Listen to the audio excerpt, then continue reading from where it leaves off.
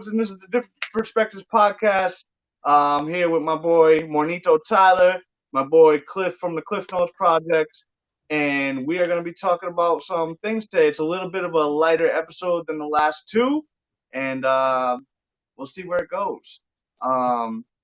First thing we're going to talk about is the Netflix documentary, The Social Dilemma. I got put onto it 2 days ago. I watched it almost immediately because that's something that's up my alley. And I was fucking blown away. Mind blown? My mind was blown. I don't know why, because like I knew a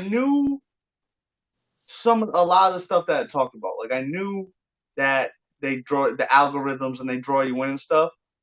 But I think what I didn't realize is that I was such a victim to it, and I think that's where my mind really got blown. It really made me realize how sucked in I am to the social media and all the nonsense that goes along with it, like just getting drawn in, getting my emotions going.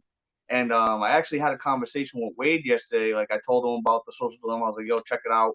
You'll definitely be into it."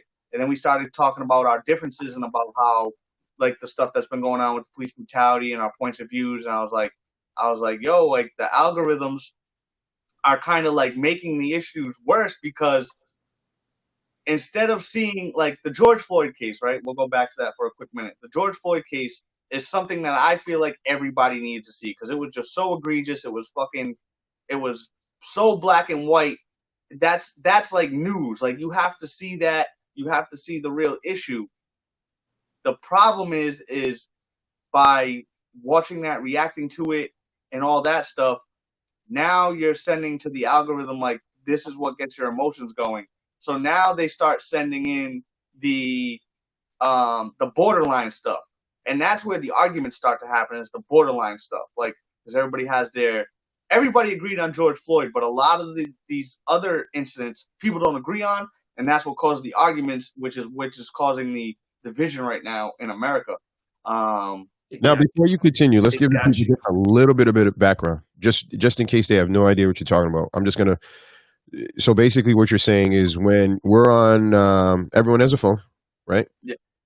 And you're going online. And let's say you were Google for paint, spray paint, and because we're saying spray paint, now next thing you know, you go to Facebook, spray paint ads. Then you go to Instagram, spray paint ads. You go somewhere, spray paint ads. You're watching TV, spray paint ads. These things are all populating. And I think what Jay was saying, or the social media dilemma, the social dilemma, what the show is saying that these individuals that actually programmed were either presidents, creators, engineers from Pinterest, Facebook, Instagram. They created these algorithms to identify behaviors, our behaviors. So if there's something we place in a search engine, it knows to share that information. And for these individuals that pay ads, like what's a can of spray that you use? Rust-Oleum, Montana. So boom, Rust-Oleum, free plug. It's popping up everywhere. Now, guess what? The Different Perspective podcast is going to have a Rust-Oleum can of paint just pop up, boom, because you're talking about it. So now let's apply what you were saying to that as far as the negative piece, just in case people were kind of hitting it, we're under a rock. Go. So essentially, and Cole, I'm going to speak on what you said. So it's not even the fact, the scary part of it is, so like, if it was putting it into Google and then that happened, I think that would be understandable because you're actually putting it in. The crazy part is you don't even have to do that. Like, I remember my first scare with the phone was I was driving to the Garden to go watch a Bruins game. My phone, like my GPS, told me I was going to the Garden without me using my GPS. And the Garden isn't somewhere I go every day. Like, I don't go there all the time. And I was like, yo, like, what the fuck is going, like, what's going on?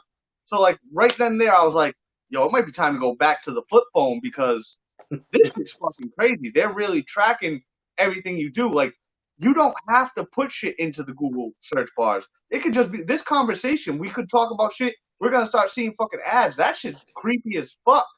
And so, but like what you were saying, going back to the the documentary, the preface of the documentary is that these people, it's all people, like you said, that were executives, the developers, all that stuff. They all started working for these social media companies as when it was like social media. The whole purpose was just to be social, keep connected to people. They quickly figured out that like it was a super addictive behavior.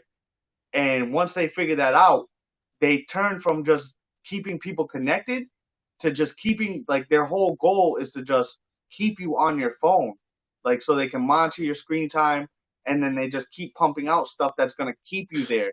And that's what's going on with America right now, is we're losing our social skills. Like, we can't even talk to people. You can't, how, like, if somebody goes to a bar, if somebody doesn't use a dating app right now, a single person doesn't use a dating app right now, how the Lost. fuck are they gonna find somebody? Like, They're you can't lost. walk up to a random person in a bar. They're lost. It's crazy. They're lost. Takes away all the confidence. Makes things real. You know, VR is a big thing now too. You know, so what are you gonna do? But even with that social dilemma, they was talking about how they started it. They wanted it to be something positive, but they didn't look at what the effects were going to be as far as people getting hooked and addicted to things. I mean, it was good. It didn't really affect me as much because I'm not really too into all the social stuff. I don't even know how to post videos on Instagram and half that. I'm just not there. But looking at it and watching it and having them explain, how they do these things, it's pretty interesting. And at the same time, like you said, it's scary. It's scary because you could do, like they were saying, if you put something in Google, like spray paint, you put Rusto into the Google search, it'll pop up with 20 different um, 20 different hits. But somebody in California could do the same thing, and those 20 hits will be completely different just because you're in a different location. You can be sitting right next to each other and put in, Rusto. I could put it in, and it'll probably come up black and white. You know what I mean? Stuff like that. But Jay probably put it in, and it'll be something crazy because that's something that he uses. So it's definitely eye-opening for people that don't really pay attention to things like that. For those that are stuck on their phone and on Facebook and YouTube and Instagram and all those things all day, every day, 40 posts a day, like, they're getting you. They are getting you. I think out of the three of us, it definitely would have the biggest effect on me, just because I acknowledge, my girls pointed out to me that any free time I have, any downtime, even so, me and Tyler play Fortnite after work every night. And we'll play Fortnite. I'll get killed. I'll be dead. First thing I do, look at my phone. The game could end. The game could end. We could be looking for another match. It's 30 seconds. 30 seconds of downtime. My phone's in my hand. And so, like, for me, it caused me. I literally, after I watched the documentary, I went and turned off all my notifications to all my social medias, because I'm just like, I really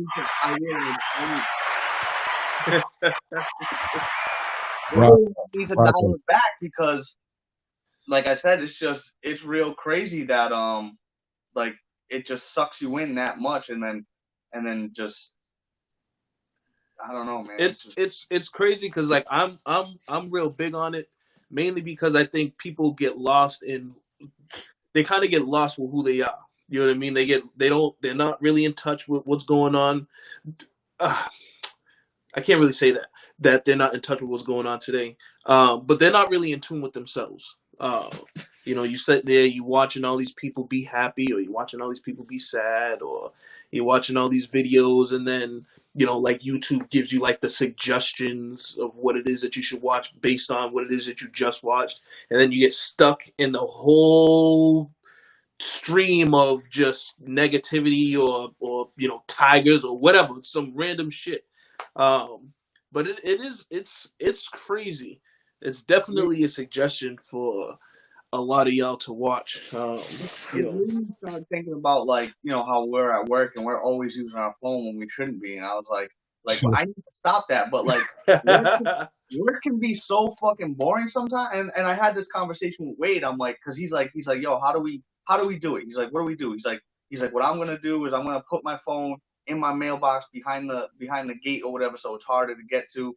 And I'm like, yeah, you can. I'm like, I've been working on it. Like I've been working on not using my phone, just finding other things to occupy my time while it is such a boring time at work. Um, but the problem is, and I can do it for a short period of time, but the problem is when it's so fucking boring, I can't do it. So I gotta figure out a way to do that while at work. But even not even just at work, just at home with my girl, or just with people. Like even we'll be at a bar together and we're sitting there looking at our phones instead of having a conversation with each other. Mhm. Just Now, let me ask it's you a, a question like about this. Being the eldersman here, 46 years old. There was a time in which you would go outside and didn't really communicate with anyone but the individuals you were around.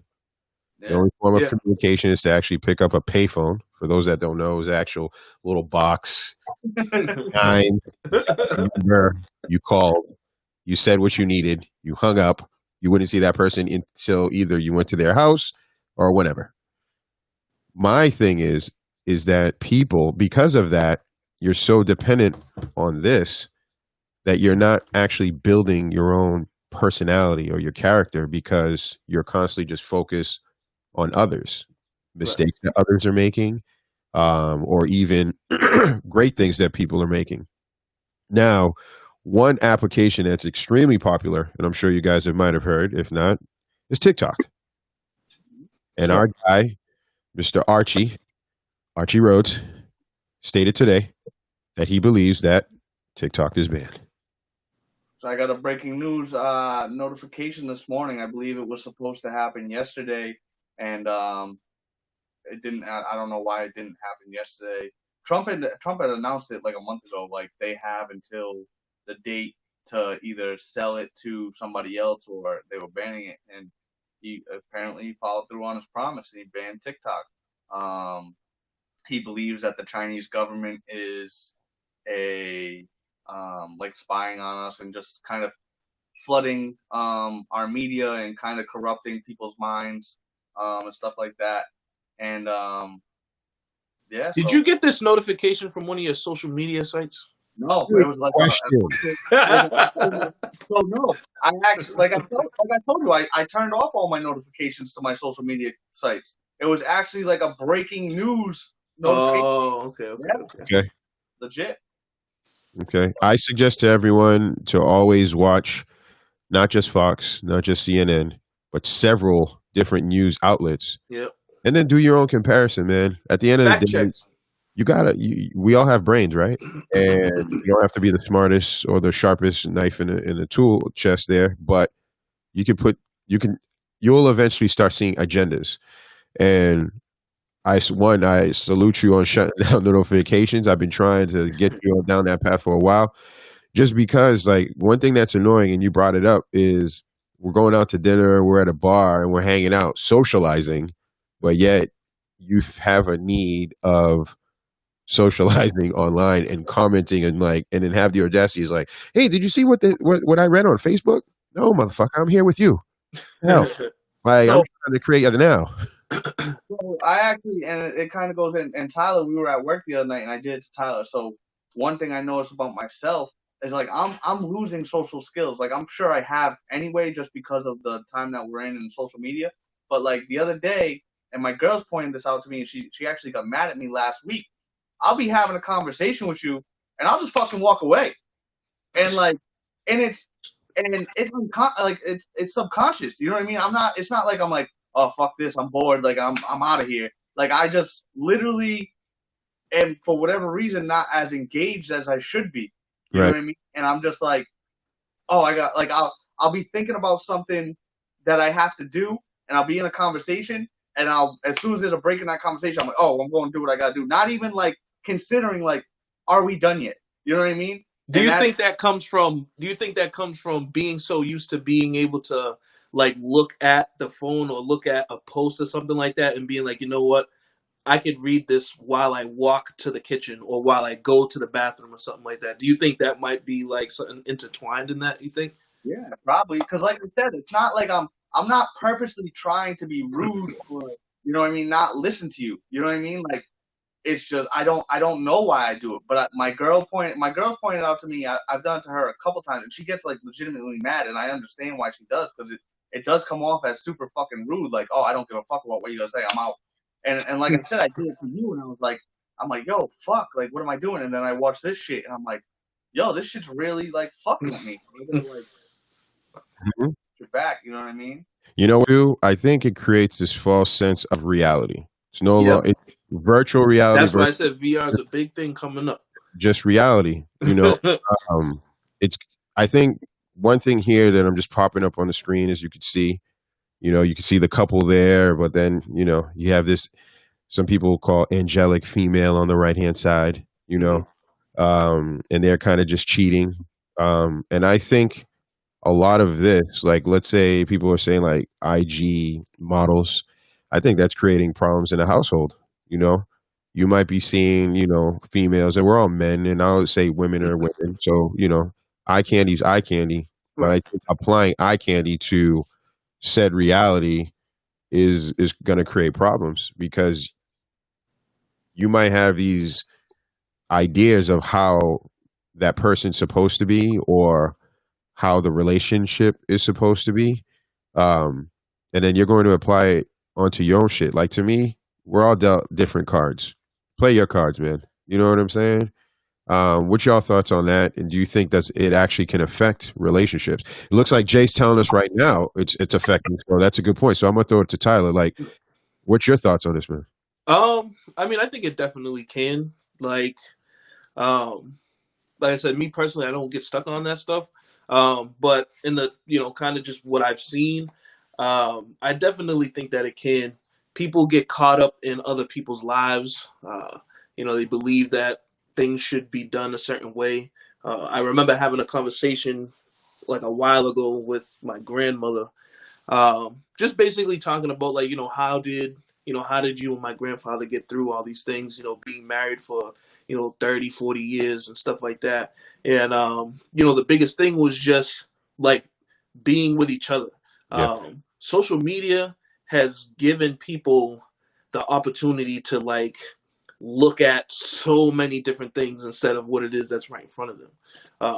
So a lot of people start to get hung up on the Instagram models, and they have this they have this, I mean, I don't want to call it a fantasy, but they think that the reality is, this is what it should be, this is how you should look, this is how you should treat me, without really even probably knowing who it is that they're with. And they get lost in that. So, kind of being pushed, people or relationships being put in a box through social media has definitely become a really big issue, because instead of trying to just work on something with somebody or actually trying to compromise and figure out what your relationship is, you're actually trying to figure out how to make your relationship what that relationship is. that's a good point. And we had the conversation the other night. We were talking about work, and we were just talking about relationships and marriage and shit in general. Like the divorce rate is higher than the successful marriage rate. And then we include our other coworker Jess. We were having a three-way conversation, and we were talking about like cheating and stuff like that and all that stuff. And I'm open to like there's all these different dynamics of relationships now. There's open relationships, there's polyamorous relationships, there's all these different things. And to me, I'm in a monogamous relationship. Me and my girl, it's just me and my girl. But I'm open to other things because I think that's you have to be at this point. Like the idea of being with one person for 30, 40 years and everybody being faithful is a dying thing. Like I really don't think marriage is going to be, I think marriage is going to be minuscule in 50 But years. but do you think Watch after, that. so this is like a little curveball. Do you think after watching The Social Dilemma, do you kind of see why that might be, or why your opinion on marriage dying, like, do you think that could kind of change, that might sway it a little bit? Mainly because, like I said, like, you know, 60 years ago, we'll say 50 years ago, you know, my grandparents, there was no social media. You couldn't talk to, 10 different people. You wasn't calling all types of people. You wasn't hanging out with all these people. Your focus was just that person. So do you think it's just the exposure to all these other people that might be, you know what I mean? 100%. But the only way to correct it is to eliminate all that. Is to eliminate social media, and that's not going to happen. Or limit it, or you could just limit it. Who's gonna? That would have to be like, how do you limit it? Like, that's my thing. Like personally. Yeah, but so yeah, you could limit it. So yes, I could go and put myself back into that box that existed, but the reality of it, that's probably not going to happen. Like, I'm not, like I said, I didn't delete my social media. I just took notifications. You know what I mean? Right. But you just, like, I think a lot of that mindset, like the marriage and the faithful relationships and all that, I think a lot of it had to do with religion. Religion's a dying thing. Like, back when I was younger, you didn't hear a lot of people say they didn't believe in God. Like, you were a fucking weirdo if you did. Now you're starting to become a weirdo if you believe in God. Like, you know what I mean? So it's all changing. You know what I mean? And I think it all goes hand in hand. Like, it's just back in the day, if you didn't believe what your parents believed, like, they would, like, beat it into you. You know what I mean? Now they can do that. Like, everybody's a free thinker. Everybody's open to their own interpretation. Well, not everybody, but most people. You know what I mean? Right. So everybody's making their own decisions now, and it's opening up the world, which I think is a great thing. You know what I mean? Like I said, to a point. I guess. Has to be. Can't have too many free thinkers. But that's the thing, though. Is it truly free thinking when it's quote unquote fully open? What makes you think it's fully open? Because that you're seeing it online, you know, that you're seeing that people writing all these things that, we'll use religion as an example, or that there is no God, and therefore now you're saying, wow, there is a group of people, so I can say it. I'm not the only weirdo saying it or whatever. Right. You know, I think there's nothing in you can't overconsume anything that's going to be good. Everything there has to be a balance to it. Yeah. I'll ask everyone an example. I know Tyler, you know, it looks like you're not really into social media, but Jay, how many apps are you currently using? So we have Facebook, Instagram, what else? Facebook, Instagram. I do have a Twitter. I don't use it as much. I have a Snapchat. I don't really use it as much. Okay. And I think that's it. Okay. So hold on one second. So the question for me to you is that if you're using, we'll say 2 apps, why not just say, hey, because you can do it on your phone, you know what? I only need an hour or half an hour per app. That's it. You can set a limit on your phone if you find yourself struggling, because I think there's just not enough busy work. Like, I have plenty of things I could be doing. I don't need to be on social media. I have my kids. That's one. And people be like, well, I don't have kids. Well, before my kids, I was busy too. You know, It was 9 to 5. I have hobbies, you know, like outside playing basketball, meeting with my friends. Oh yeah, guess what? Those are social things that are considered social skills, and they help. Without identifying that, like, that was the part. Like, I didn't finish college, but that's the thing that I miss, right? Because I think if I did finish, my international friends would have been off the chain, which I think that in itself is a wealth that people don't really appreciate. People are like, oh, I go to school, man. I got to finish. I graduated. I'm done. All right, let me get back to my small inner circle. Why? You just paid a shitload of money to go that. Like, where the social media, instead of using it on the phone, is school. If you go to work, have conversations with people there and find out what their world's about. If we were able to do that, well, guess what? Identify various cultures, various things that piss people off. And I think the violence and the craziness that's going on would actually calm down, because we'll understand. We'll say, oh, I know how to speak to, say, like an officer like Tyler, because he told me, like, not yielding pisses people off, or a police officer. So now when I'm driving, oh shit, here's a yield. Let me slow down. It is the law, but we'll slow down anyway, because we know Tyler around the corner is going to come out and tase me. So, and obviously, I know we all know you wouldn't do that, but I think just doing that in itself. But I think we're so consumed with just got to get likes. You know, my daughter just came next to me right now and said, "Hey, Leia, you need to hold on." She's so consumed, and I had to shut it down. Our rule pre-COVID was iPads only during the weekend and a limited amount of time. You know who created the iPad? Steve Jobs. You know what Steve Jobs didn't do? He didn't allow his kids to use the iPad. Isn't that kind of weird? The Yeah. inventor was like, "Nah, man, you ain't touching that." Social dilemma too. Like there was a lot of those dudes who are like, yeah, we don't let our kids use that shit. Yeah. And that's the way it should be. That documentary, if people really watched it and really paid attention to it and took out of it what I took out of it, it has the ability to change the world. Like in the way people look at social media. The problem is right. most people are gonna fucking watch it. Right. Or they're gonna watch it and get bored of it and move on. You know what I mean? Like, yeah, I'm all set. I can't sit here and like, and that's the thing. Like, you have to be able. If you can watch this, you can watch that. But a lot of people don't watch shit like this because they're like, I don't want to just watch. I want to see drama. I want to see bullshit. Although I think we can do a lot of drama and bullshit. I think we're funny. We're dramatic. I think we're everything. Watch it. Also a popular aspect to it too, guys. You know what I'm saying? Ooh, popular for me to say or create this meme to get these jokes off because now I feel like I'm an internet comedian and I get likes. Like, ooh, it's the ooh factor, or I heard it first, or hey, take a look at this. I can tell you guys first. So I don't know what this first shit is. I could kill less. I just want to be right. You know what I mean? I just want to identify certain things. And I think when you see these type of things, you look at these shows, you take what the show says and then you process it and apply it to your personal life and kind of say, is this kind of taken away from my relationship? Am I just sitting in the living room and she's on one side, I'm on one side, and then we're looking at the things and I'm like, hey, babe, look at this. And the only way we communicate is by sending links back and forth, or too busy in people's lives and Facebook and like, well, I read they said this and then I went a little more and this friend said that and then I went to their friends list. That's kind of crazy to me. You know, I have zero desire for those things. You know what I mean? Yeah, like if there's a good conversation, we'll say like, I don't know, with politics, right?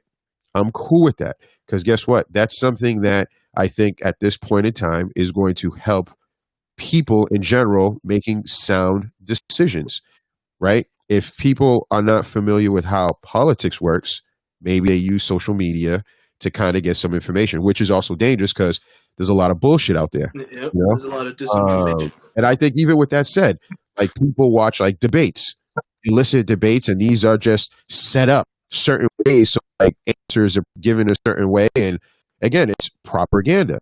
Mm-hmm. We have the platform that you guys created, a different perspective, and this man in the middle, Jay Scott, Mr. Joe Rogan, he has a very popular, very, very popular podcast. And I'm going to let Jay said it was breaking news. We're not confirming it, but let's just go with that ride and act as if this might actually happen. Yeah, so I was watching I watch Joe Rogan pretty much every day. I watch probably 95% of his episodes, depending on who's on it. But there's a lot of people on there that I don't even know. But that's how I learn a lot of shit. I learn a lot of shit just from listening to people. So I watch it all the time.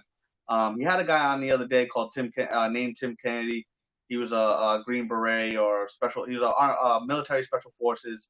And they were just talking about missions and reasons why, like government stuff. And they started talking about the government debates, and they said that they don't watch, or Rogan I think said he doesn't pay attention to the debates because the debates, they're all scripted. You know what I mean? They're all scripted. They're all edited.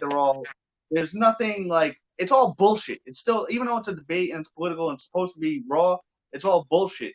So Rogan, they started saying like, oh, it'd be great if Rogan could facilitate a debate between Biden and Trump.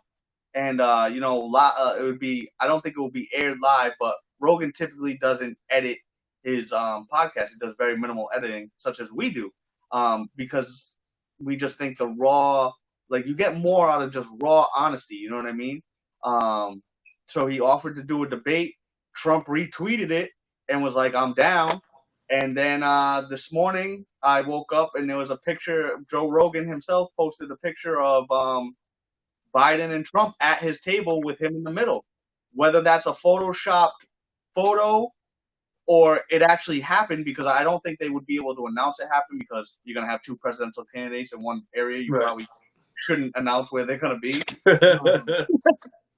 But to me, I take that as a verification that is going to happen. I don't follow politics. I don't vote. I don't do any of that. But on that platform, I'll pay attention, and it will be interesting to see where it goes. Like, you know what I mean? Like, I'm with them. I won't watch a debate on CNN, NBC, or any of that because it's all edited and it's all scripted. You know what I mean? But I think that has the potential to be like really like eye opening. Probably. You think they'll fight? Think they'll what? Fight? Yeah. Think somebody will throw a punch? I can see Trump throwing a punch. That's how debates should be. Mike Tyson's my cousin. Like, who's your guy? I can see Trump throwing a punch. The problem is everything in the world is fucking scripted. Look at the most popular form of TV. It's reality TV, but it's scripted. But the problem is a lot of the people watching it think that's fucking real life, and it's crazy to me. And that's how they get you. And that's the same thing with the debates. It's like there's people that do vote, and they're like, "Oh, you have to vote." Like they force voting down your fucking throat, but they're sitting there getting their information from a scripted fucking argument. You know what I mean? It's like you're not getting reality TV. You're not getting real TV. You're getting reality TV. You know what I mean? And have you guys ever seen the movie Idiocracy? No. Luke Wilson. All right, I'm gonna put that up for you guys to take a look at it because this planet, this world, is heading towards it. It's basically it kind of forecast what's going on right here, which is kind of scary. Everyone just gave up on thinking, type of thing, and just went along with just watching television and kind of living their lives through TV. And I think we're kind of here now. For people that are probably still watching this, like, man, they got you, Cliff, or they got you, Jay. Tyler's the only one that's woke or whatever. This is what I'm going to say. So I went shopping for appliances just maybe like 5 months ago. Needed a new fridge. So I pulled out the Home Depot card because I ain't got that money on deck like that. Not for a fridge anyway. So I was like, yo, look at this fridge. It's just the bomb. Why? You guys had a big-ass phone in the front where I could put I was like, babe, yo, we can have our kids' pictures. There's a calendar on there. It's fire. It can tell. And now here's a feature for the upcoming one, which is it has a scale inside the refrigerator. I'm like, why you want a scale in the refrigerator? Because when you put in your milk, let's say we'll use milk. I use almond milk. It scans the milk. It's able to tell you exactly the weight of everything inside, because obviously to put it in the fridge, you scan it, you sit it down. Then it's going to say, wait a minute, Jay or Tyler, you guys been eating a lot of cereal at night. Your milk is a little light based off the weight. Do you authorize us, Amazon, to automatically order milk to be delivered to your house? I've asked a couple of my friends that are like really into tech. They're like, oh, I'm going to get that. That's amazing. That's fire. I'm like, so you're just going to let some automated thing order milk? He's like, yo, you've never like one day, like Friday, you go get some cereal and you're like, there's no more milk, or just have just a splash. I'm like, that's cool. But now you're giving intel on your food. They're like, what's the problem with that? I said, I don't know. The problem is that maybe you don't go outside to buy milk. Right. That you're letting them know everything in your refrigerator. I'm just not big on letting people have all this intel on me. And for those that say, I'm not that important, I'm not either, but mind your business. Right. You got to be in my fridge too. Right. You know what I'm saying? And this is a real technology that's out there. So imagine if they want to be in your fridge. That's data that they really, really, really want to know. And Jeff Bezos, the devil, I call him the devil just because like Amazon does a lot of grimy shit, but I'm a hypocrite as well because I use Amazon. I love it. You know what I mean? I need something for some gear. At least it's not Wayfair. What's that? I said, at least it's not Wayfair. That's my wife's devil. Overpriced nonsense. Selling kids. I heard that. I don't know if it's true or not, but that's the conversation we're trying to have. We got to take some of this information, some of that information. I don't know if it's real or not. I just err on the side of caution. I'm just like, hey, babe, let's just go to the store and buy it. But they don't have this discounted, then maybe we don't get it. But you guys just get this fridge, though? Honestly, let's talk about it. No, You absolutely get not. no, Tyler? No, I'm not getting no fridge. Does all that stuff. So your kids will be like, Daddy, all my friends have it. Why So can't we get the new fridge? we'll have them buy it for me. And then what if it was free? Would you take it? Yeah, I wouldn't use it. Maybe I just put a whole bunch of meat in it or something like that. I don't know. What if you could shoot the podcast with the fridge? What happened? What if you could shoot the podcast with the fridge? Because there's a camera in the damn. I mean, We got them thinking. no, I couldn't. It's just a fridge, man. It's just a fridge. Well, no, clearly it's more than just a fucking fridge. Right. It's an image in your house. Oh my God! But You know what I mean? I can't. If you would have asked me 2 days ago, I'd be like, "Fuck yeah, I get that fridge." After watching that, nope, I don't want that. you're woke now. You're woke. And what's going on out here in these streets? It eliminates a lot of your own work. On Hulu, that's pretty good too. What What's is it? Woke on Hulu, Haven't watched it yet. pretty good. It's funny. Is it? Yeah, but Yeah, it's like cool. it's funny, but like it kind of puts you on to like real shit. That's like it's good. Well, I want to see your thoughts on this because you guys asked me to kind of just moderate this for you. So we went from technology controlling our brains to technology kind of hurting relationships, having people study and keeping count and trying to become the Joneses, right? So now you're like, ooh, we're having a baby. Instead of just going and getting the ultrasound and just saying it's a girl and telling people we have gender reveal parties, right? Oh, Yeah. So those are everywhere. And that happened through social media. It was cool at first, but now it's too much where it's causing fires in California. yeah. Salute to my people out in Cali. Stay safe. I heard it's a real problem out there. Yeah. We should talk about that one time. Now, then I'm like, yo, I was looking on Facebook and I seen Jay. He's painting his house.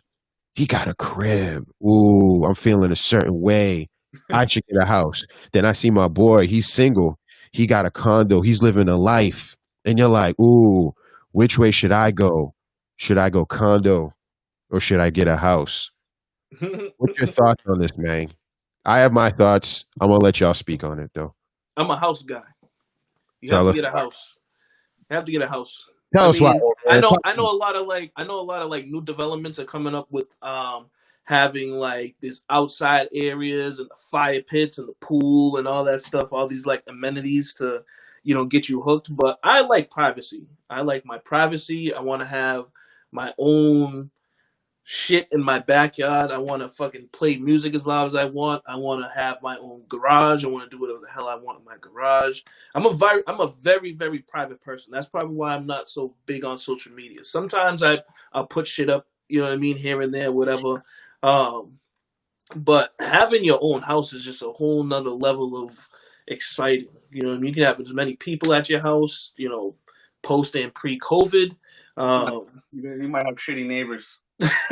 I mean, if I have shitty neighbors, I have shitty neighbors. At least I'm not living with 100 different families. You know what I mean? I don't have to worry about all of them. I can park in my own driveway every day. You know what I'm saying? Like, there's a whole bunch of little things. I can hang shit up on the walls. I don't have to worry about. I can go on and on and on and on. But buying a house to me it's a lot better. Condos. I had a conversation with somebody about condos being like the future of living. Because especially like being in the Northeast, you don't have to get up, you don't have to shovel, you don't have to do any of that stuff, trash, all that stuff. Everything Jay needs to do. Yeah. Everything is already, pre-built inside of the, condo fees and stuff like that. So I mean, it does make things easier in a way. But I think the biggest thing for me is just the privacy. I think those are good points. What do you think, Jay? So I was a anti-house guy for a very long time. I was a condo guy all the way. Me and my girl actually, before she moved in, we started looking at condos. So those of you that don't know my living situation, I live in the house I grew up in. My parents ended up moving down south. My mom let me rent out the house. Um, could have bought it, you know what I mean? I had no desire to fucking buy this house. I was like, nope, I don't fucking want it. I want nothing to do with it. I want a condo. And that's basically because I'm a party, I'm a social guy. I'm a partier. I go out to the bar. I, um, I like the, like I'm a big into the lofts now, like the High old mill. sailing, open concepts. Yeah, high ceiling, but like just a mill building because I've spent a lot of time in like abandoned buildings. I like architecture. I like all that like rustic, or not rustic, but that like modern feel. Um, so I was a condo guy, but once me and my girlfriend started talking about moving in together, it also came down that we were also going to be getting her 16-year-old sister living with us as well, and then to me it didn't make sense to bring us and a 16-year-old to a condo or to a loft because we were actually looking at lofts. But I was on the condo thing because of the reasons you said. Like I'm not handy. I don't want to fucking mow my lawn. I don't want to landscape. I don't want to fucking paint. I don't want to fix anything. So like for me, That's not being handy. That's being lazy. whatever. All right, fuck it. I'm lazy. I'll be lazy. I didn't want to do any of that shit. You know what I mean? I like doing what I do. I like having my fun. I didn't see myself getting married. I didn't see myself having kids. You know what I mean? So, like, for me, like it pointed to condos. It's just easier living. I don't mind spending money. I don't mind. Like, I'm not a big save your money guy. Like, I can't. If I fucking die tomorrow, I can't take it with me. So I was like, I don't mind paying these fees and all that shit. Like, I don't need all this extra money. Like I said, we got the sister to come with us. It ended up making more sense to buy a house, and being that this is my mother's house, I'm gonna get it at a discounted rate. We are in the process of buying this house. Congrats. With that being said, I still was like, fuck, and now there's all this responsibility. My house is old. There's a lot of shit in my house that's fucking outdated. I gotta bring the trash out. I gotta bring the trash out, whatever. You know what I mean? even like mowing the lawn, it's whatever. I don't like to do it, and I do pay somebody to do it. But if I really fucking had to do it, I could do it. Anyway. Besides the point. But oh man, people talked me into buying the house. I'm in the process. People also talked me in because I was like, I'm just gonna pay people to do all these renovations I want to fucking do. People talked me into fucking learning how to do the renovations, and I've done a little. I've redone 2 bedrooms, my living room, my dining room. I did pay somebody, my boy Caesar, to do my floors and rip out some shelves for me. They came out amazing. Thank you, Caesar. But it is like learning this shit, and it is rewarding to like go into a room and be like, yo, this room looked like fucking shit. Yep. And within a month, I was able to like turn it into. It's not fucking perfect. It's not great, but it's 1,000 times better than it was. And it's yours. I did it. It's mine, and it wasn't super fucking expensive either. So I am now on the house wave. I understand like the return on investment and all that other shit. I'm now a house guy. I'm happy that I made the decision to buy the house, and I appreciate you guys because you two are 2 of the people that talked me into buying the house. But there's definitely a lot of more responsibility. But again, going back to the social media shit, that responsibility gets you to be a little bit more productive because instead of playing video games on my days off all day, now I'm painting and doing some sort of fucking project in the house. Yeah. So that's also another positive to, like, if I was in a condo and I didn't have to do any of that shit, I'm going to be playing video games and shit all day or just being on social media all day. Yep. So I'm now team house. I will have a house that's officially mine probably early next year. It's mine now, but it will officially be mine next year, so probably the next 6 months. Yeah, So. I think having the house too, at least like for both of us. One of the things I've been wanting to do for a really long time is like buy like an older um import, like an older Japanese car, and kind of take it, tear it down, build it back up. But you need a garage for that. Um, that's been something like a very big thing that I wanted to do for a long time. Because buying something old like that, I don't want no. It's not like I'm looking for a GTR or anything like that. Like something cheap, $2,000. Throw that joint in the garage.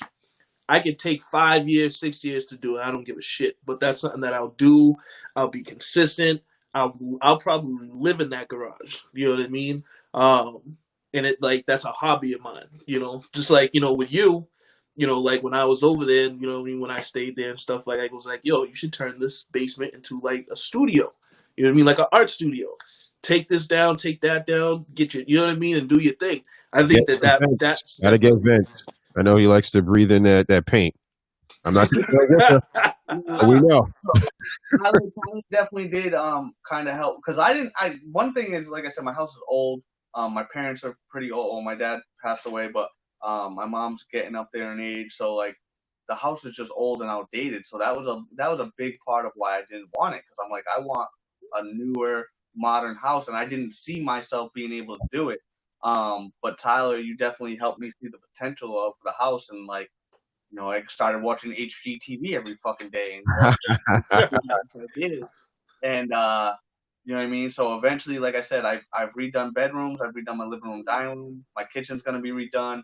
Um, Unfortunately, the art studio is probably gonna take a couple years, but the goal is to turn the workshop that's down here into an art studio, and that will just, I think, if I have like a good dedicated space that I don't have to worry about making messy and cleaning up all the time, I think that in turn will also increase the productivity of my art, because I think a big part of why I don't do more art is the fact that I just don't have a dedicated space, and I always have to clean up and all that shit. It's a pain in the ass, you know what I mean? I can't make a mess the way I like to make a mess.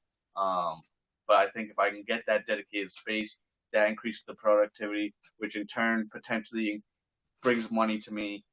You know what I mean? Secondary income and shit like that. So that's one of the plus. Now, do you think fear could play a role or plays a role in moving forward, right? And what I mean by that is Tyler said, hey, his plan is, he wants an older car, get a garage.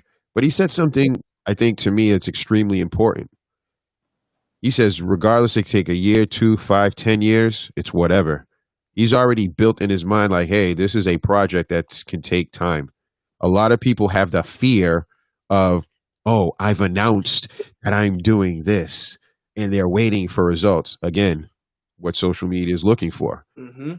I just typed in that I'm doing this. Now everyone's waiting. They want that instant gratification. Like, where's Jay's photo? Where's Jay's paintings? Where's Tyler's car that he was talking about? Oh, that he happened failed. with the podcast. That happened with Exactly. And that's It why I did. said that. That's why I said this. We now see it, and I'm like, all right, we put this out there to the world.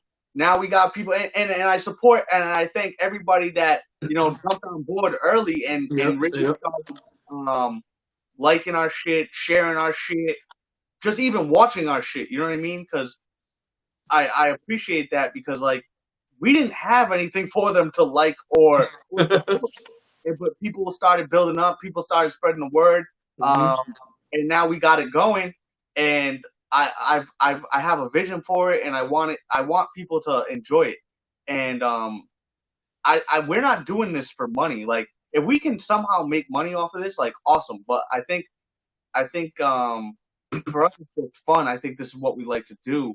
But yes, for me, for me personally, it's a personal thing. I don't like letting people down, and even though like nobody would probably give a fuck whether or not we did this or not, I would feel like I'm letting people down, because I hate being disappointed. And I hate like changes in plans. You know what I mean? So like, if somebody says they're gonna do something, I expect it to get done, Mm-hmm. and I try to be the same way. So I said we're gonna do this, and I said we're gonna do this a certain way. So I want to stay true to that vision because I know how much I hate when it's done to me. Yeah. You know what I mean? That's Yeah, I fair. think all that plays with, again, going back to what you guys have brought up with social media expectations, and then people's expectation becomes your expectations, which is ass backwards. Yeah. You know, people don't understand the struggle. Like, let's say, for example, we'll use like music. So we'll see like rappers and we're like, yo, he just blew up overnight. People don't know the backstories of a lot of these rappers that, you know, they were in a basement like we have right here. Like, people are like, why is this not painted yet? Because this is my little story. It's painting. It'll get there. Rappers too have to go through these stories. Any artist has to go. First, they have to figure it out and beat fear. I keep saying fear and ego, two deadly things, right? Once you get over that, you're no longer on a person's agenda, and say social media's algorithm can't work against you anymore because you're like, yeah, it's cool. You can keep putting up this, you know, this paint thing. I ain't gonna do it. Oh yeah, that's cool. You keep put alternators or car parts. I got my agenda. You're not pushing this on me. You're not pushing this agenda on me. I get it. You know, I don't need a new car. I like what I'm doing right now. Mm-hmm. And I think as long as we stay true to ourselves, and that's the key, staying true to ourselves. And I'm not perfect. I sway from it as well because I try to be a perfectionist myself. I too have a podcast, which I've recorded a shitload of topics and things. I haven't aired one. I've aired your stuff, GMS, and other podcasts, not mine, out of fear. So that's something I myself find myself struggling with. But for me, that's because I have my own agenda too. My shit is sitting in the garage. It is coming out, but it's sitting in the garage as well. But I thank you guys for offering me this opportunity to produce your show and kind of living with you guys, because I think it just helps me too, because it keeps me kind of grounded. It reminds me of, okay, I ain't got a trip no more. Like, I have time. My priorities, I have my kids, my wife, my family, and then living in today. You know what I'm saying? So I think it's pretty dope what you guys are doing here. Even today we was talking about it. Remember, before we started the podcast, we were like, yo, so when are we going to push these next things out or getting a guest on? And what did I say to y'all? Man, listen, don't worry about a guest. Right. Y'all are popping right now. Do what you got to do. Don't worry about what the people are talking about with social media, because there's always going to be someone that has a suggestion, right? And I think with suggestions, you just got to say, all right, put it on the side and keep it. It shouldn't. Those suggestions shouldn't enforce you to make actions, unless it is like, hey, yo, maybe, you know, Jay, you shouldn't be saying like the N-word all the goddamn time. Jay doesn't say the N-word. I do not say the N-word. We don't want cancel culture coming after you guys. Fuck cancel culture too. I don't care about gonna come for us eventually. One of us is gonna say something fucked up. I don't really care. You know what I'm saying? Cancel me, I don't care. Because like you said, you said it, Jay. We're doing this for ourselves, man. We're doing it for fun. We're trying to share some information, man. The only people we're just trying to change is we're trying to change Tyler with this yield shit. That's all. That's all. It's gonna be hard, man. It's gonna be hard. Yield signs are triggering. I have beef with you guys. So you guys do Fortnite. But I don't get no invite. Jay invited me. It was like 12 in the morning. Shut up. It's 12 in the morning. I'm sleeping. It's because you play Xbox. It's cross-platform. And I'm doing it for Black Panther too. Rest in peace, Chad, by the way. Rest in peace, Chad. Yo, we play Fortnite, but we play at night. We both work till 11 o'clock, man. As if you tell me like, hey, we're gonna play tomorrow at this time, then I'll take my little my cat nap and then be prepared.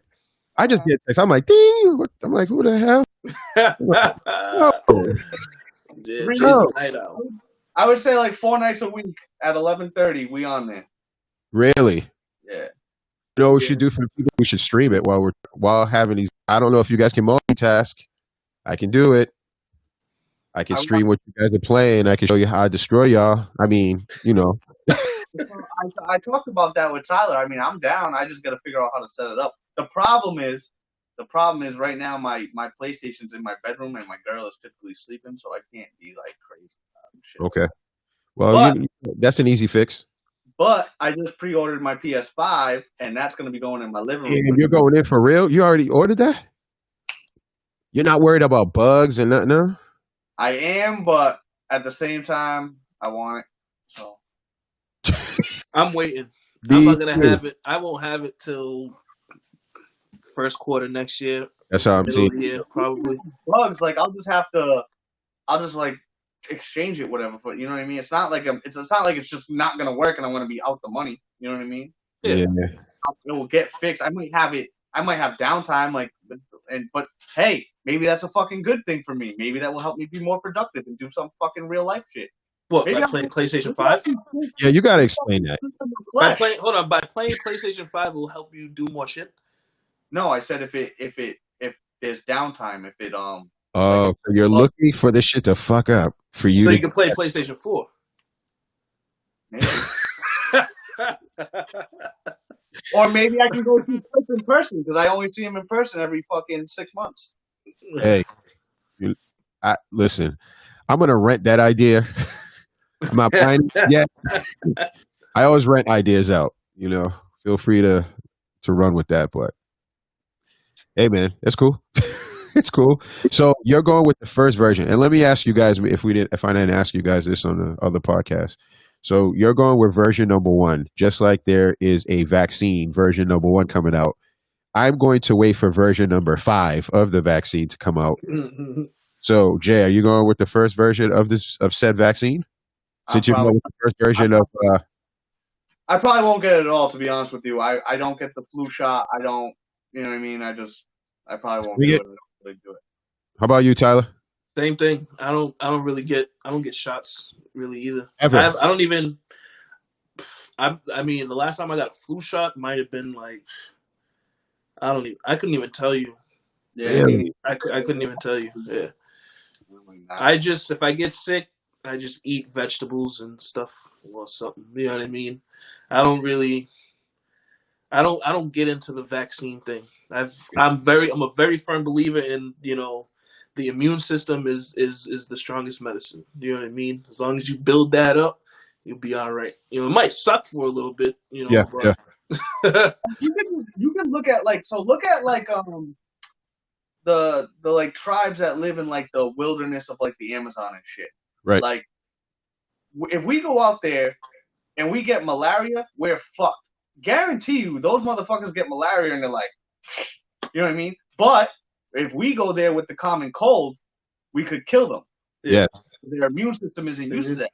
Exactly. The same things with COVID. Like the first time you get it is going to be the worst time. If you get that shit again, it's probably not going to be as bad the next time, and your immune system is going to continue to build, unless the government continues to fucking mutate it and it gets all fucked up. Yes. Right. What if I'm not a big vaccine guy. I just like Tyler said, the immune system, your body does most of the work for you. What if your job mate says, "Hey, you know what? This COVID is crazy. Government saying it's mandatory." They're already trying to do that flu shot thing For the kids, right? Yeah. Like that's for kids though.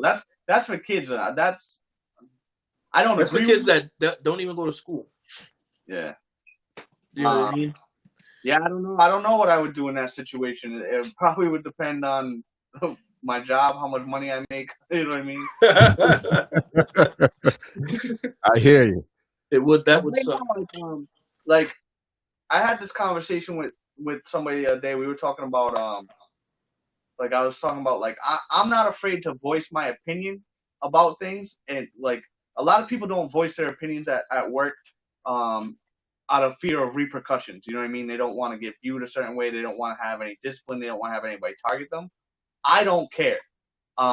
Especially with my job. Like my job's a career. So, the intent when I went in was going in for 25, 30 years. And I'm still on that path to do that. However, I'm not too deep in to where I'm stuck there. You know what I mean? So I can afford, if I were to get fired today, I have a good enough resume to go out and still make good money. I'm not trapped. You know what I mean? But some people don't view it that way. Some people are afraid to voice themselves and say what they out of fear because they don't know what they're gonna do next. They don't have that confidence that they're gonna be able to go get an opportunity just as good as what they have now maybe. So like I don't have a worry with like saying shit like that. No filter. Yeah, I mean, but my whole point was like, if my job, like my current job, say my current job said it, and I was like, I would think about it because again, I'm not like anti-vaccines. I'm like, oh no, absolutely not. It's just it's not for me. Yeah. I would really have to evaluate whether or not I would do it. But again, it's like I would be able to, like, I can make that choice where some people won't. Some people will be like, all right, I got to do it. I'll just do it. All right. Well, you said a good point and amazing segue, right? 'Cause we're talking about job versus career. Yep. Some people don't necessarily have saying, well, you guys are telling me this is the new rule to work said job. You can kick rocks. I'm out of here. Where, damn, I'm a nurse. This is my career. Right. I don't really have an option yet. I'm going to have to roll with these punches. So I'm going to let Tyler kind of speak on that since Jay kind of just gave his opinion. But let's use a nurse, for example, right? She has to vaccinate. Say you were a nurse. What do you think your options are, if any? As far as like my job, Yeah, with your job and getting vaccinated and just a job versus career. I mean, for me that would be a career. So I'd probably like I'm like Jay too. Like I'm not anti-vaccine. It's just not something that I do. So I mean, I'd probably do it. I'd probably bite the bullet. It would suck because it just goes against what it is that I want to do personally with myself. But at the same time, I have to look at what it is that I'm doing, what my life consists of, and really kind of just understand, like, is you not taking the shot something that's, life changing? And if so, then what are you doing? Well, I have a question. So what if we've been at our job for almost 4 years. We're not that deep into our career. So say you're the nurse or whatever, you're only 4 years into your career. They mandate it there, but you can go to another place that doesn't mandate it. What would you do? Oh yeah, I'd think about it and go. You know what I mean? It would have to depend on like my benefits and all that stuff. You know what I mean? I got kids, so I'd have to weigh the options. And like I said, like, is me not taking the shot, like, is that something that if I get a shot and be like, fuck, I just ruined my whole life and all this other shit? Like, if it's not that deep, then I'd probably just take it because I've already invested, 4 years here. You know what I mean? Like, I'm comfortable, and why would I leave over a shot? If it was something that I was completely against, then I'm out of there. I'm gone. But me personally, where I'm at, like, I'd be like, yeah, fuck it. You know what I mean? Give me the shot. At my job now, I'd leave.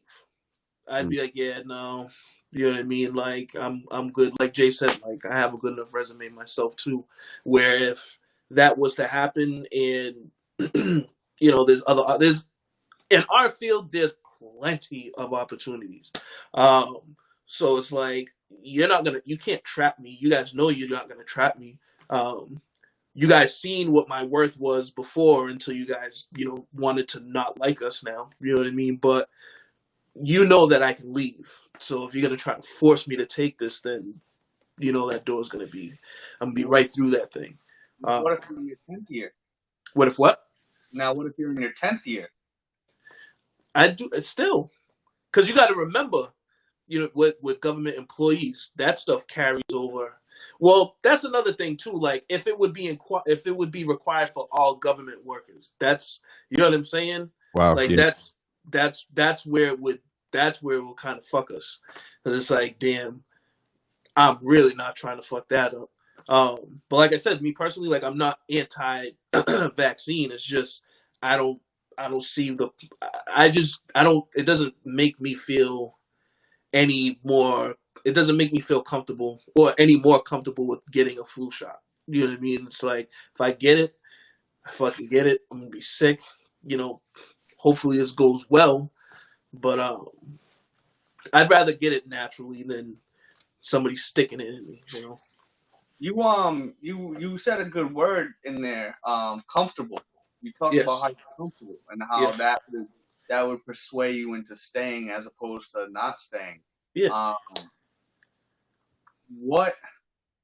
Because I'm thinking about my last situation where I was at my last job for so long, and a lot of people stay at the last job for so long, Yes. and it's out of Yes. comfort. You know what I Yep. mean? Yep. And like, how do you evaluate? Like, how do we determine? Um, like, how do we determine like when to change? You know what I mean? Like I said, I was at the previous job for 11 years. A lot of it was out of comfort. Like I knew I was getting shafted on a lot of shit. I knew I should have been a lot higher than I was. I knew the way I was regarded at that job, and I knew I was, but out of comfort and out of the word that Cliff used earlier, fear. Like, I have a comfortable situation here. The next situation might not work out. How do you gauge whether or not to make that move and take that risk? I think it just because I think it's. I mean, when you've had enough, honestly. I mean, me being there too was I was comfortable. It was just to a point where you kind of you take a step back, and I think that was like one of the biggest things about working there was when you have time off and you really look at what you're doing, and you're like this shit is for the birds. Like, there's no fucking way that I'm about to go back here.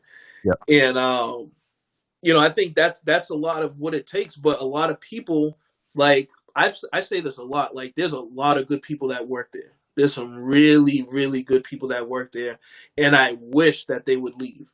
Um, but they're comfortable. You know what I mean? They're comfortable with being able to just switch your shifts and doing things like that. And yeah, that's definitely a luxury that a lot of us don't have. But now where we're at, we have 3 days off. You know what I mean? We're in positions of power because of what we did previously. And that's because, what we did was such fucking bullshit. It was so crazy that, like, when we go to places, when we go to, deal with situations at other jobs that are less, like, we just look at it like this is what we're doing. You know what I mean? Like, this is the situation that we have going on here. All right. And we're able to deal with that. But being comfortable is a big thing with jobs. I think it's definitely something that you have to weigh in on, because your life is already kind of built around what it is that you're doing for work. You know what I mean? How you're able to take time off, or things like that. But I mean, it's tough. I think common denominator for everything, right? And correct me if I'm wrong, or tell me what your situation is. For me, it's always money. You know what I'm saying? Like, that one. like if let's say I'll say I was like, what was that? I was 25, and I was a team manager for this call center at CBS in where the Patriots or the Celtics used to play, Bryant College out there by Rhode Island. There's a college right there. And I remember just sitting there saying, I hate this job. I went there. I went to the lady. I said, I can't do this anymore. She was like, what do you mean? And she was like, it's been a few days. I said, this is just not for me. I apologize. If you feel free to call the other person, but this is going to be my last day. So I want you to mull it over. And I was making really good money, but the responsibilities I had, I was single. My girl at the time made enough money to hold the apartment down. So I was like, I'm out of here. This job could kick rocks.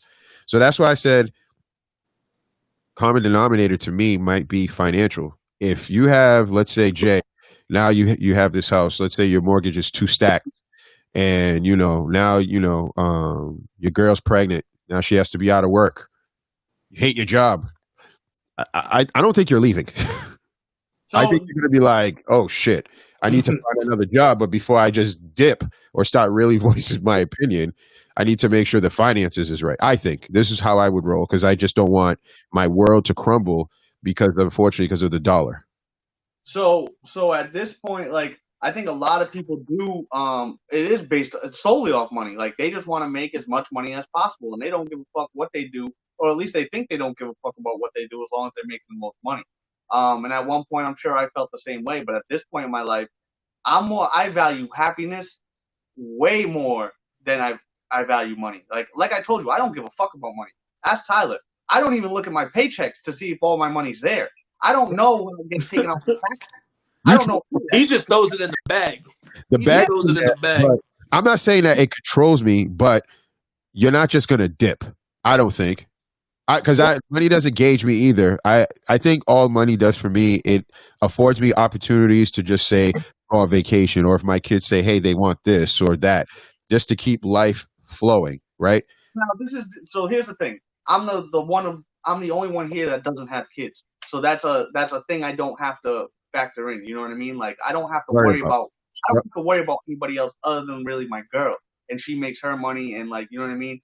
But in today's day and age, I might still bounce because I can make my own. Like, I can go do Uber. I have a car. Like, I can go do that if I need. Like, there's ways to make money now. Whereas in the past, it might be a little bit more. And if I did have a kid, you know, I might put up with a little bit more, happiness wise.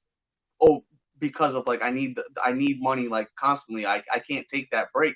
Yeah. But for the most part, it's all about happiness for me, and I'm not gonna. I refuse. I've been in relationships where I was miserable. Like, I've done a lot of, like, soul searching about, like, myself as a person, and, like, happiness is super fucking important to me, like, more than fucking money can ever be. So I don't think I would ever risk putting myself in a bad mental state over money. Like I said, depending on situations, kids and things like that, I might take a little bit more. I might be a little unhappy, but if I'm truly unhappy, I'm out. And that's me. I think people put too much of it into money. Too much stock into money, you're saying? Yeah. Yeah, definitely. I think we should save this episode and revisit it when you have babies. Yo, definitely would be a lot different.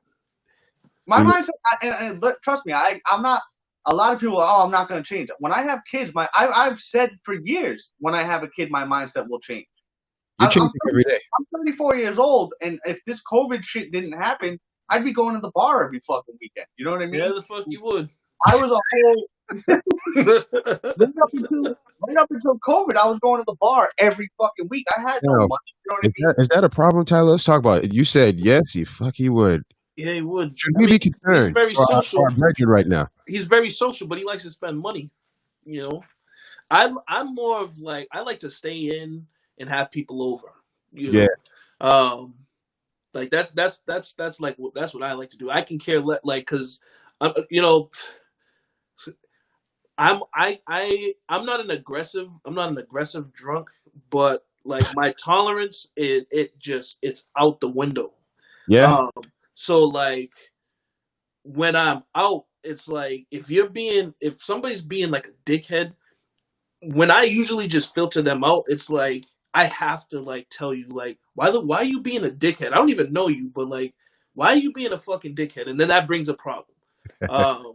So, like, I've learned to kind of keep myself away from things like that, and I've learned to go to different types of bars. I don't club anymore. But yeah, like, I've learned, like, you know, like, I like going to, you know, Boston Irish bars. You know, like, I'm very big on that. Mainly because, like, the what'd you say? I said I can see the Irish in you. Yeah, I bet you can. Clearly. So like, you know, mainly, like, the crowd in there is like, it's not that I vibe with them. It's just, like, it's just a different type of energy. You know what I mean? And we're there, everybody's just drinking, having fun and talking. You know, it's very social. It's not, you know, I like I said, like, I go to different types of places. But you know, Jay is he goes to wherever the hell he wants every weekend, and all types of shit. I'm not a big Providence guy. I've had issues going there because people are just different. I'm used to a certain crowd, and then when I go down there, it's like, what the fuck? Like, what are they doing? This is great. This is really good shit. All right. So first, you say you drink. Is it brown or is it clear? When I go to a bar, it's clear. If I'm home, I can drink. Like, I love whiskeys, brandies, and things like that. That's for the home. I'll do that at home. But when I go out, I am, I like a mixed drink, But that too is. It depends on what I'm trying. The Hulk out? It has. Wait, I'm gonna let Jay answer that. Does that bring the Hulk out of him? The only time I've ever seen Tyler get angry was when we were in Dominican Republic and him and his brother got into it while we were walking into it. That's family drunkenness. That's all right. That's all right. You know what I mean? But he took it out on me. He almost ruined the whole vacation. I didn't take it out on him. I didn't take it out on him. He tried to come over. I mean, I'm not gonna say he tried to grab me, but like he tried to give me a hug. We'll call it a hug. He tried to give me a hug, and it wasn't the time to do that. Like, it wasn't the time, and I kind of shrugged him off, and it was just bad. Was the shrug aggressive? It was very aggressive. Okay, and now the question back to you, Jay. Was a hug that you typically use on people that maybe you're working with or working? It wasn't that deep. I wasn't trying to restrain him. I don't fully remember, but what I think what happened was I was just trying to guide him, separate him. You know what I mean? Like, no, it's not. Okay. And again, I'm not. I could be completely wrong. I don't think I was. Tyler's bigger than me. I'm not gonna try and restrain him by myself. Okay, so all right. So we're saying that both of you guys don't remember. Situation. I could see that, but it looks like maybe you guys were a little bit inebriated. Therefore, the stories might not coincide. Is it fair to say? Yeah. Because you're seeing it from a different perspective. Yeah. Pun intended. But okay, so now I know your character a little bit. Now let's talk about these locations. You said we'll call them Irish bars, but I know what you mean. Vibe versus, and I used to live in Providence clubby bar vibes. Yeah, it's too much. I want to just give this disclaimer first. Ladies and gentlemen, boys and girls, I lived in Providence for quite a while. Y'all are aggressive out there, especially with the women that a person would come with. I mean, really aggressive. So what Tyler's talking about, I think I know, but let's find out.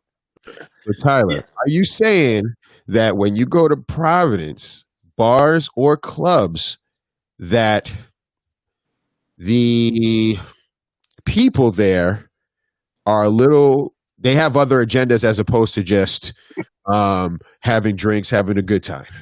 I could probably say that. Yeah, I could probably agree to that. Okay. I don't know. I think it's just like I don't know. I can't put my finger on it. I can't. It's just something about them. The vibe is just it's just different. Like, I can feel the energy. The energy is not the same.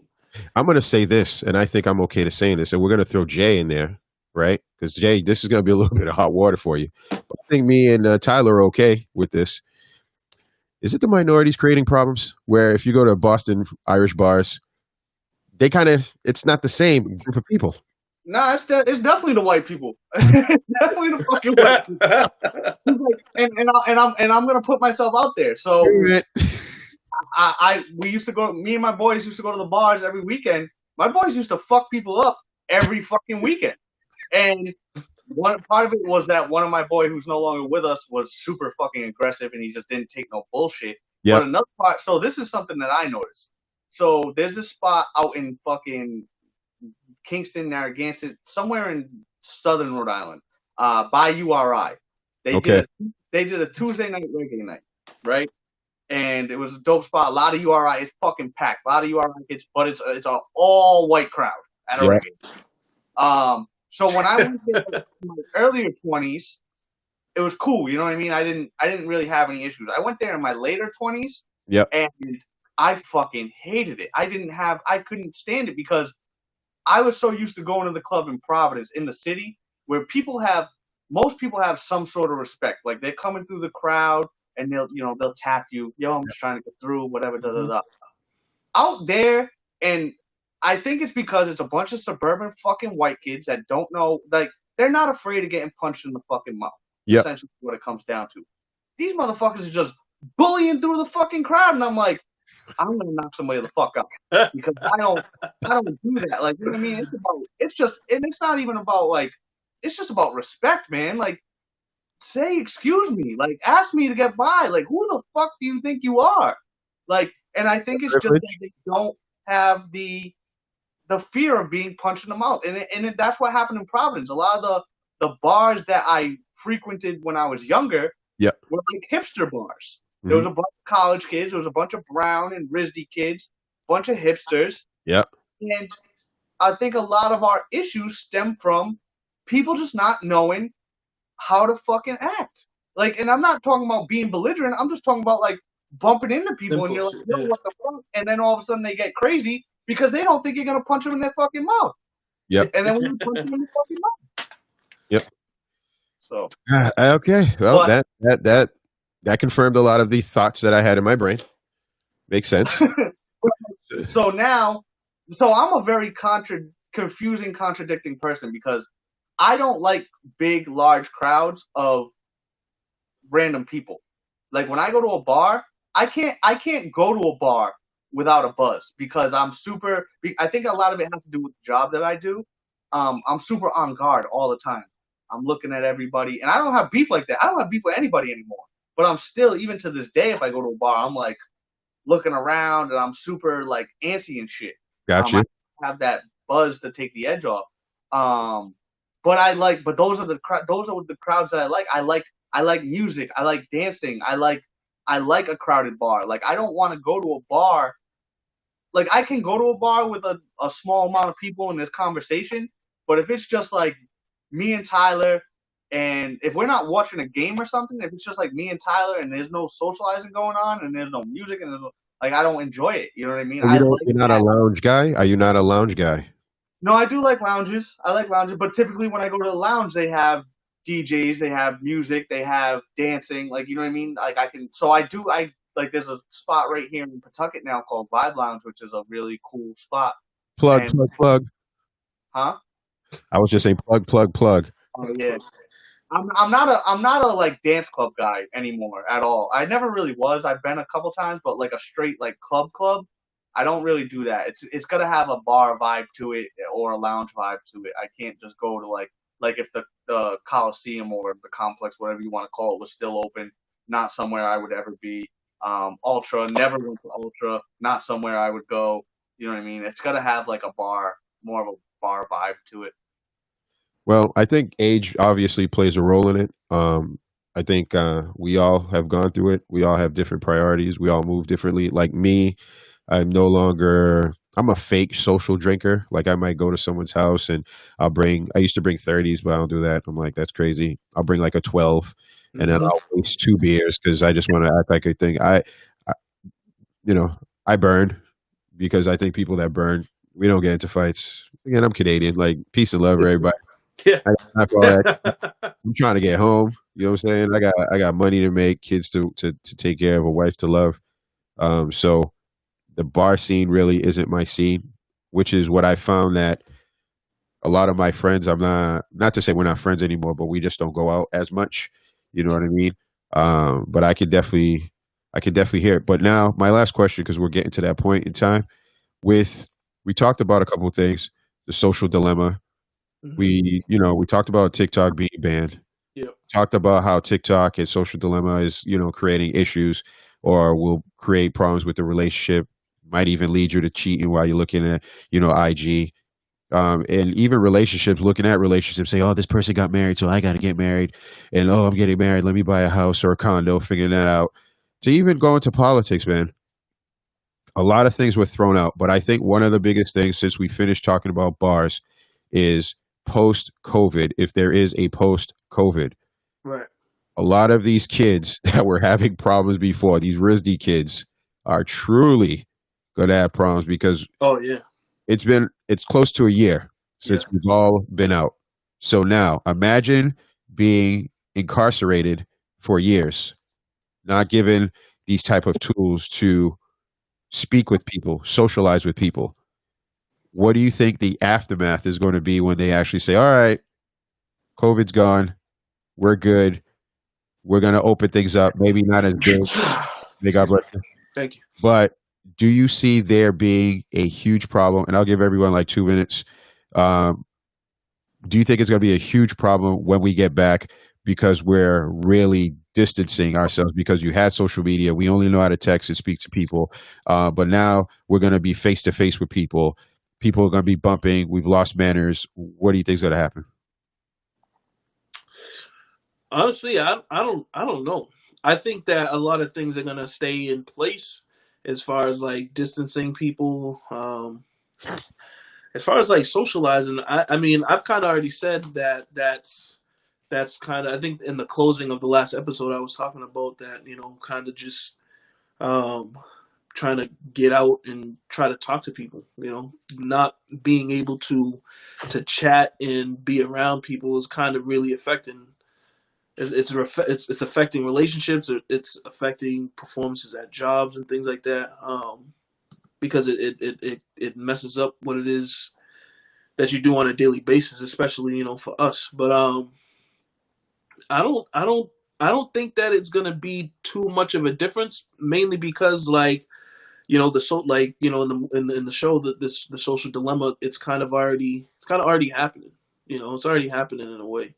You know, bars are gonna end up being obsolete. You know, there's a lot of things that are gonna be changing. But yeah, as far as there being that big of a difference once COVID is done, I don't really see it.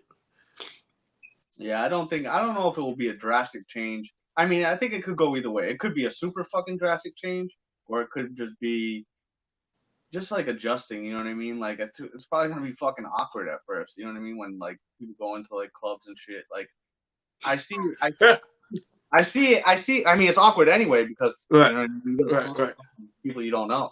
But I don't see. I'm gonna be. It's gonna be interesting to see whether people flock out into public areas. Like for me, I know like the first chance I get to go to a fucking hockey game, I'm there. I don't care how many fucking people are there. But like as far as bars and shit, I don't know if I'll go to a bar right away or I don't know. I really don't know. I'm not gonna go. I know for sure. I definitely won't be going to the bar and shit as much as I used to and spending it just because of money wise mostly. But that's that's something that COVID has definitely helped me with. I was never. Do you Cliff, I think can you're hear going to you. bump with people? Do you think you're going to bump, like, have more confrontations with people? Or people, not maybe not you because you're obviously older, but these younger kids that haven't had the opportunity to kind of experience life, or they're now finally going out and they're like, oh, human, and the way they speak. Because I think there's a communication gap too with how people interact with people. So, do you think because of us being indoors for a year, not really socializing, that's going to create a problem? Yeah, I mean, I'm definitely. It definitely could. You know what I mean? Whether it's going to or not, that's I don't know, but it definitely could. You know what I mean? Like you said, like especially the really younger kids that the 19-year-olds that or the well can't really go to the bar at 19, but like the 22-year-olds that didn't get to go to the bar at 21. You know what I mean? They're not gonna have that. So you're gonna have 21. You're essentially gonna have a larger group of people experiencing these At the things same time. for the first time. Yep. Uh, so that could create some tension, or it's just gonna be super fucking weird and awkward. I don't know. No, this is true. So, my last question to you guys, obviously, um, here's our logo. Shout outs to Jay and the good people at Fiber. Yep. But before we get off, I just want to ask you guys one question, just one question that's important to me, near and dear to my heart. I know you guys are not really into sports, but I have to ask the question. Have you guys been watching the Celtics, and do you think there's a chance they will come back? Oof, Tyler's already doing that. I'll Um, Tyler. they just need to close out the games. Yeah, they do. That's it. You know what I mean? It's not like they don't have the leads. They're playing good ball. Kemba's been doing his thing. He's actually started to score a little bit, a little more active. They just need to close out games, man. They've had the first two games. They had them. Yeah. But, I mean, I'm not big on like, oh, the refs. Like, I'm not. I know the refs sucked. They've sucked for a while, but we had the games won. Yeah. That's really pretty much all I can really say. We've had them won, and we just didn't close them out. Jay? I'm not a big NBA guy, as you guys know, as I make it very clear. I did watch Game 7 of the last series. It was pretty entertaining. I have not watched either of the two games for this series. I'll probably watch like Game 4, and beyond that, I don't really care about the NBA that much. I have seen people calling for Brad Stevens to get fired, and a lot of complaining about Brad Stevens. So I don't know how you guys feel about that. Yep. You think he should be gone? I think they should really speak to him and say, "Hey, dude, you can't be up like 20 some odd points. Let it dwindle all the way, and then call timeouts." He's super conservative. Like, figure shit out, bro. If you can't figure it out, I'm sorry, you gotta go. Like, change Kemba. Kemba should not be at point because they're teaming him. He should be a 2 guard. Maybe play Kemba like he's not doing well. He's like, if you're a superstar, you're paying $30-something million is not doing well. Guess what? You play the people that give you the best chance to win. And unfortunately, right now, it doesn't look as if Kemba is that guy. Right. So it's cool, man. So that's a problem with sports and when it comes to these contracts is money. You have your star players and they're getting paid all this money. So they want people to get, like, the Bruins do the same thing. Like, there's been times when they've had star players that weren't performing, and they're not playing the young guys that are performing, and it's just because of the money. And that's an issue I have with sports contracts. Is I think it's just crazy. Like, I think sports contracts in general need to be reevaluated. Length, money. The common denominator in all these problems, from social media to keeping the right job or deciding what is what, looks like money again. Root of all evil.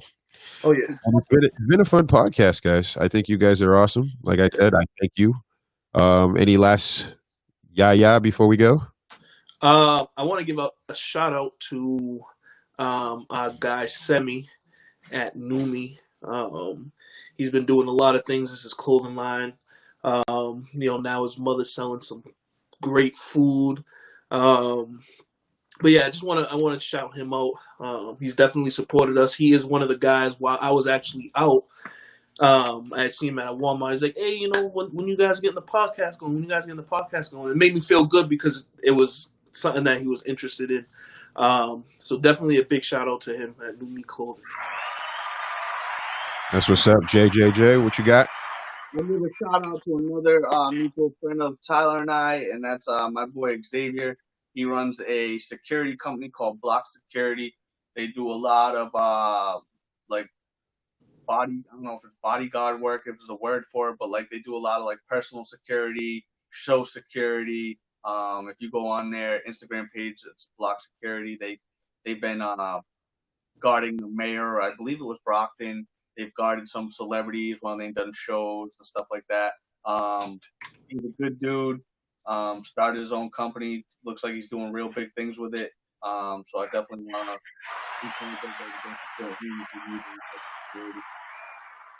That's what's up. Again, man, another successful show in my mind. I want to thank you guys for making it on time. To all the people, make sure you guys go out there. Make sure you like the Different Perspective podcast Facebook page. Make sure that you hit and share. That like button is so crucial.